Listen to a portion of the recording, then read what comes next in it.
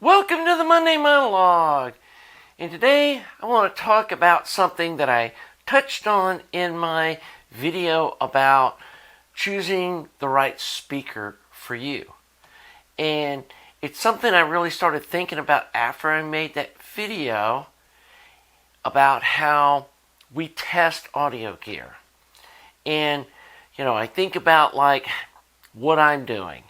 Like when I first started testing stuff, I had a analog frequency generator and I had my little screen type Tektronix scope that I would, put a signal in one frequency at a time and then look at the power output and then look at like the clipping and the wave shape and try to discern if it looked like there was some distortion. And it really was hard to tell like how much and that sort of thing. But I could test at like different frequencies one at a time. And then I could look at the square wave. And it was a good testing tool and way better than nothing. So, that was a good thing. That was a good starting point. And then I found out about the audio analyzer suite using this Analog Discovery 2.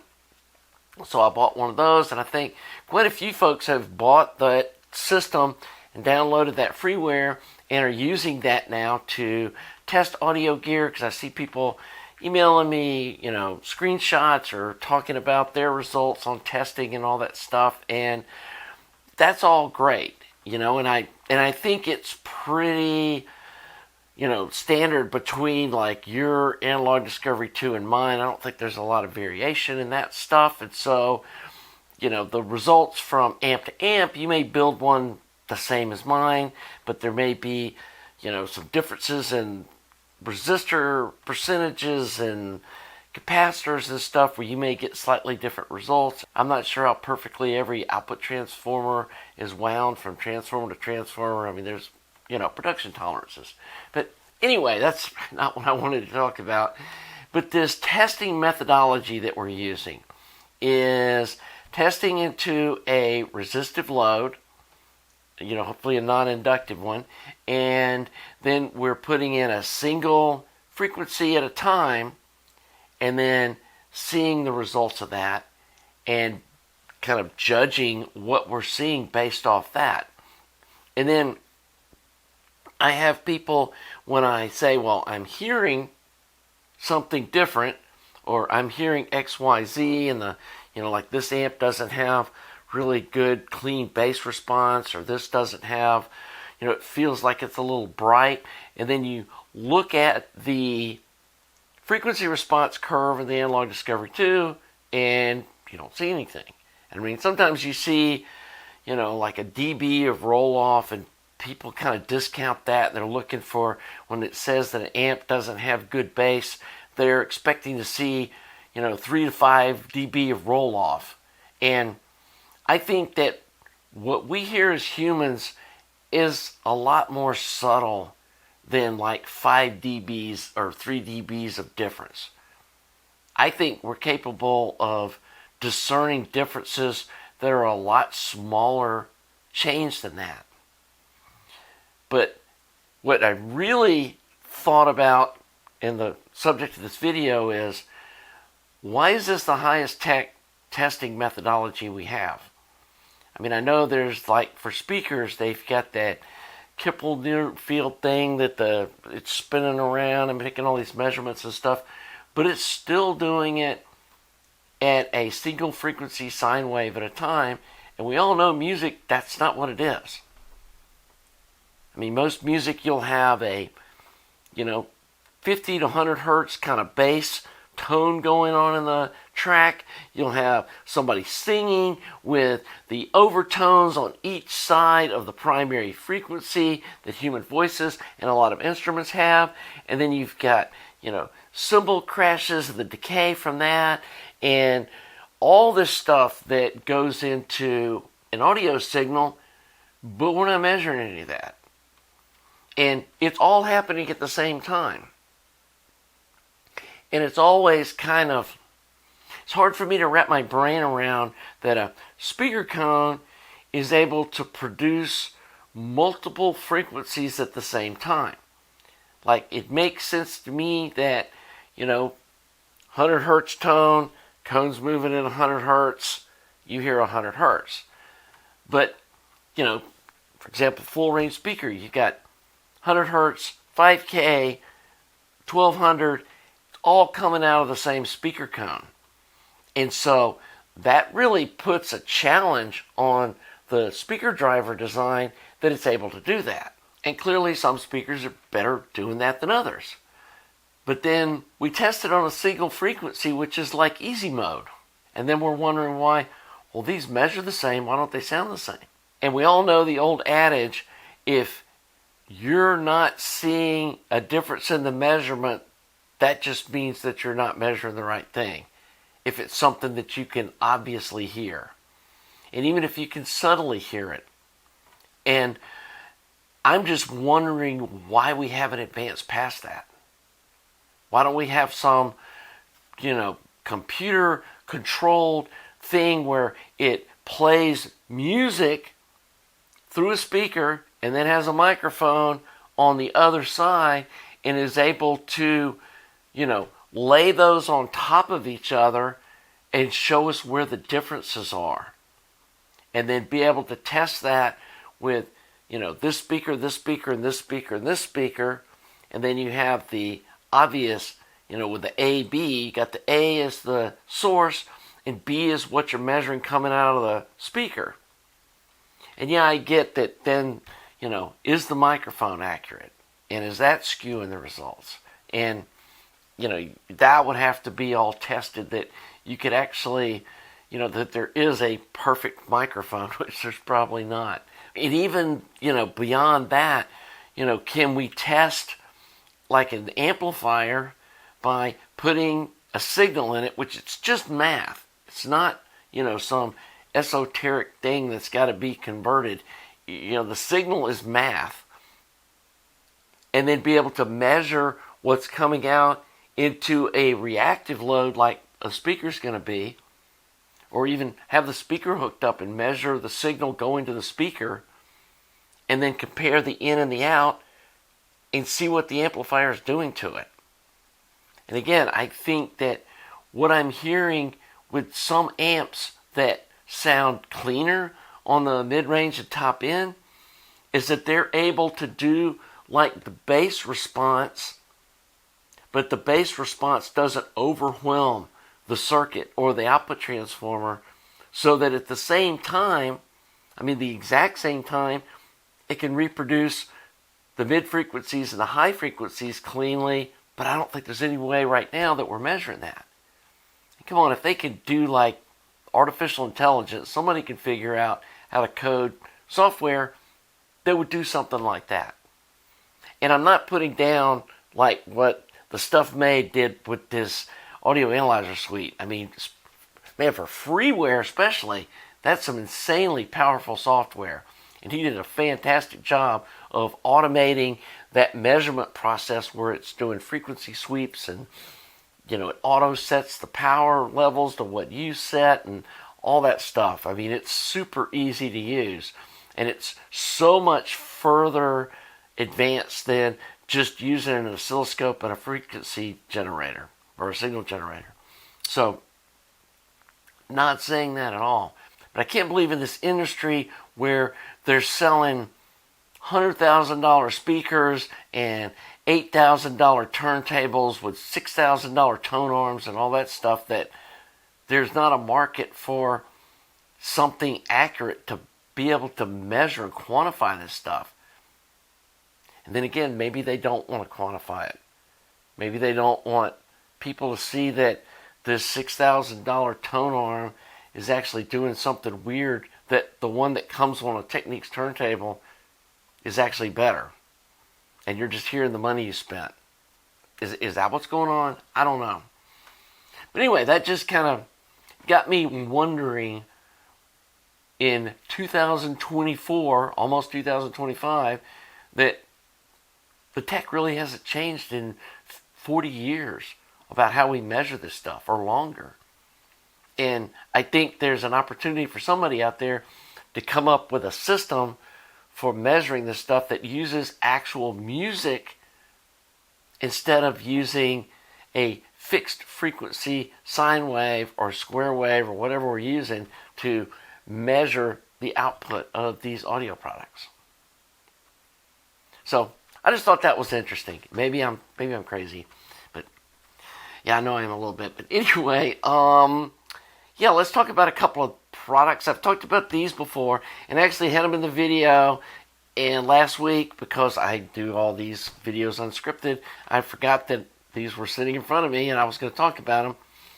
ISO Acoustics little pucks, and I'm a strong believer in these things. I've actually bought 2 sets of 8, and I use one of them is specifically for my speakers, and then I use these other ones when I need to isolate other stuff. And I found these worked fantastic under my new Akai reel-to-reel deck that has kind of the motor's a little noisy. It's got a little bit of AC kind of hum in the drive motor. And when I put these underneath it, totally went away. I also found these work really good on bookshelf speakers to help the bass response. And I was actually able to measure the difference with my Root software and the USB mic that is made for that system. I could see a difference in the bass response in the room. And these are especially nice when you're using them when you have speakers that are sitting on like the same tabletop or something where they could get coupled together. Because I think what can happen is they start canceling. And we all know most speakers, the cabinets resonate and add some bass to the room through the cabinet resonance. And by putting these underneath the speakers, you decouple the speaker from each other so that that doesn't cancel itself out. At least that's what I think is going on. And these are on Amazon. I know that, I struggled at first thinking, man, these things are $100 for 8 of these little puck things, but they are more than just a piece of rubber. And I know folks have found like other isolation, like kind of rubber puck kind of things. And if you found something that you really like that's cheaper, you can put them in the comments below and people can, see if they want to try those. I know these work. These are on Amazon. If you buy a set of them, if you don't like them within, 30 days, you just send them back. Say, not as described. Because that's what, if they don't work, that's what it would be. And I wouldn't feel bad about saying that in the return process. And you just send them back, get your money back. But I think these are worth trying. So, yeah. I was going to mention those in the last week's video, and I forgot to. The other thing, and I'm really impressed with this little vinyl album holder, little cube box thing. And I did a lot of searching, trying to find something to, neaten up my album storage. Because I've been buying a bunch of vintage albums and new albums and buying, the Blue Note albums and other stuff. And it was just, they were all over the place. And I've just got them kind of stacked up on the floor, and, or not vertically, but like this. You don't ever want to store albums like this. You want to store them like this. So anyway, I was looking for something, to neaten up the way I was storing them. And some of the furniture in my house, these little tables that I've been buying off Amazon that are unfinished, I've stained them this kind of gold oak kind of color. And so I saw these, and the reviews were kind of mixed. There were people saying, the screw holes don't line up, and they split, and, buyer beware, and all this kind of stuff. And then I saw another review or two explaining that the problem people are having, and this is kind of a stupid design as far as a DIY assembly thing, the boards on the side are like 1/4 of an inch wider than the boards on the bottom. And then the holes aren't like 1/4 of an inch different. They're only like 1 millimeter or 2 different. And if you try to put these slightly wider side ones on the bottom, the holes are just slightly misaligned, and it will split the boards and stuff when you try to tighten them down. I didn't do it. I followed the guy's, instructions that I saw on Amazon. Another reviewer too was talking about like these little Phillips head screws that come with it are cheap and the heads pop off of them. Well, a couple of things are likely causing that. One, probably using some kind of power screw gun that maybe doesn't even have the clutch engaged, or using a drill, and they're just over tightening them and snapping the heads off. And with these taper countersunk screws like this, you can split the wood by over tightening them too, because they're tightening into a bevel. So they don't need to be like just insanely torqued down. And the other thing, and this is just a little woodworking tip that I'll share with you guys, always put a little soap on the threads of any screw that you're putting into wood. Just some dishwashing detergent or bar soap or whatever, shampoo, almost anything to help lubricate the threads as they're going into the wood. And they'll screw in like so much easier. And that may be what's going on is they're putting the screws in dry, and the wood's trying to like grab the screw, and they're just really cranking on it, and they snap the head off. So if you do decide to try some of these, that's my tips on assembling them. Make sure that you put the narrower boards at the bottom, the wider ones on the side, and then put a little soap on the threads, and they'll just knock together pretty quick. I ended up buying like 6 of them. And I don't quite need that many yet. I think I can fill up about 4 of these. But I realized that these may like disappear. Or one of the viewers said, and I can imagine this, that the staining on different batches of them are going to be different. And they were complaining because they bought some, and then like 6 months later they bought another one and it didn't match the other ones. And that's kind of the thing you're going to run into on something this cheap that is stained, that there's going to be some batch variation. So I would go ahead and maybe buy one to see if you like it, and if you do, then go ahead and buy however many you might think you need.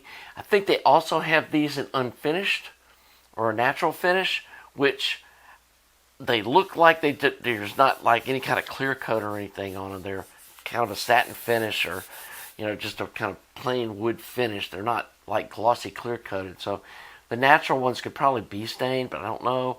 If you were going to paint them some color, like if you wanted to paint them white or something, I would definitely get the natural ones. But anyway, they seem like a good price point. They seem reasonable quality. I'm not going to say it's top shelf stuff, but they look nice. Anyway, enough about that. If you're looking for some way to store your vinyl, that looks like a good option. And the last thing I was going to mention is, and this is kind of exciting. I mean, I know I've created like this Skunky Design branding, and we got the YouTube channel, and we're manufacturing the products and stuff. So another opportunity has arisen that is in another hobby, passion of mine, which is vintage cameras, and a local used camera store, and I can go ahead and say this is Wings Camera down on Briarcliff and Claremont, is up for sale. The guy that's been running it for 20 years is ready to retire, and I'm actually retired, or should be retired, and I don't know, sometimes I question what am I doing, but it's a very reasonable price, I thought, for what he has as far as a reputation and a following. And there's also a young guy who wants to do this or take over the shop, but he doesn't have the capital to buy the store from the previous owner. So going to try to work out a partnership agreement with him, and I'm going to be half owner in a vintage camera store. Now, I don't plan on working there. We got to figure all that out. He wants to continue, this younger guy wants to continue working there as an employee. He's been working there 5 or 6 years, something like that. And so we got to figure all that stuff out. But that's exciting. And I didn't want to see this only vintage camera store that I know of in Atlanta, or one of the, it's definitely the oldest. So they've been in business since 1912. And I didn't want to see it just die. And I may regret this, but yeah, that's something that's going to be coming up the first of the year. And hopefully that this doesn't become a huge time sink. At least I'm not planning on it. I think if I do the planning on the front end carefully, that this can be something that I can be involved in without it just absorbing too much of my time. And the main reason that I wanted to do this was I see a synergy between vintage cameras and analog audio, especially from like the gear side of it.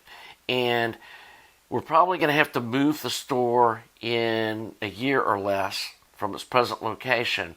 And my idea is that this can also become like a brick and mortar location for Skokie Designs and start doing some like retail audio sales out of a brick and mortar location and have some auditioning space, potentially try to pick up some other brands of, maybe some speakers and or turntables or something that I can, have available for sale there too. Get some kind of wholesale account set up so I can retail some, accessory type gear that would go along with my products. So looking towards the future of what Skokie Designs could be, because I just don't think it's viable to keep using my house as like an audition space. And yeah, it feels kind of weird having strangers come in my house. I mean, so far people have been really nice, but you just never know. So anyway, I think that's going to wrap up the Monday monologue. Thanks again to you Patreon supporters and you other people that toss me donations from time to time on my website. I really appreciate that. That just keeps all this stuff rolling. And also want to point out this cool mug that was sent to me by a viewer. I think I pointed this out in the last video, but I thought I'd do it on Monday monologue too. It's got like a preamp design in the back of it. This is like a handmade coffee mug. And then on the front, it's got my ending slogan from my channel. So I thought that was really fun. So thanks again for putting that in. If he's got a website, I'll put a link below. I think he's going to get back with me. I have to look. I think he's got a website. But anyway, thanks again for sending the coffee mug. That's really fun. I really enjoy it. So I think that's it. Good place to wrap up this video. And we'll see you next week for the Monday monologue.